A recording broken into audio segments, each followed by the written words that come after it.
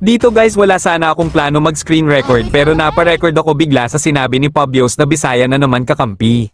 Bigla akong ginanahan kasi may mayabang na namang nakakampi at ginagamit ang salitang Bisaya para makapang maliit akala mo kung sinong magaling.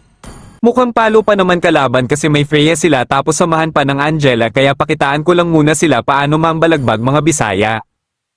To Mobile Legends! Dito nakita kong nag-cut lane na yung Freya kaya di ako nagkakamali mga palo talaga yung mga kalaban. Kaya matak na yan basta nag-cut lane yung isang XP ay manggugulo talaga yan sa buff kaya napa-atras ako dito pero sinusubukan ko pa rin etong makuha pero kalaunan ay di ko na rin pinilit kasi baka mabigyan pa ako ni Freya kaya mas lalo akong magagap at trash talk aabutin ko dito. Kaya ang ginawa ko na lang ay nag-purple buff ako pero napansin eto ng mage nila kaya muntikan pa akong mabigyan buti na lang may retribution ako. Ngayon ko palang nakuha yung red buff ko pero ang masaklap ay mabibigyan ako dito sa part na to kasi nagkamali ako sa pagsunod kay Matilda may biglang dumating na nagwawalang Freya sa likod ko. At syempre naghihintay yung isang mayabang nakakampi dyan na magkamali ako sabay trash talk. Nakisali na din yung MM namin sa trash talk ang lala diba? Pero kahit ganyan ang nangyayari focus pa rin sa goal at hayaang yung galaw ko na lang ang magpapahiya sa kanila.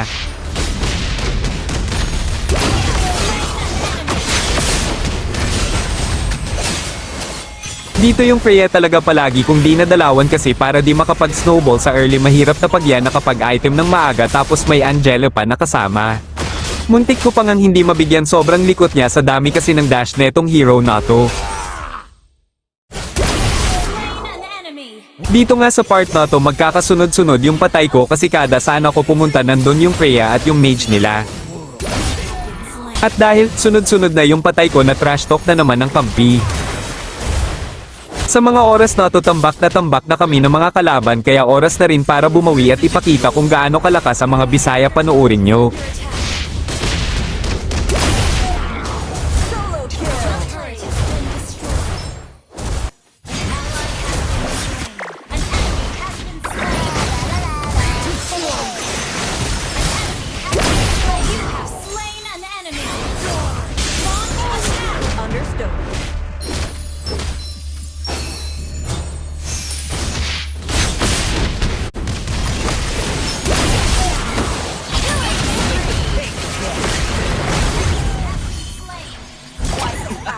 Kayo ba ba?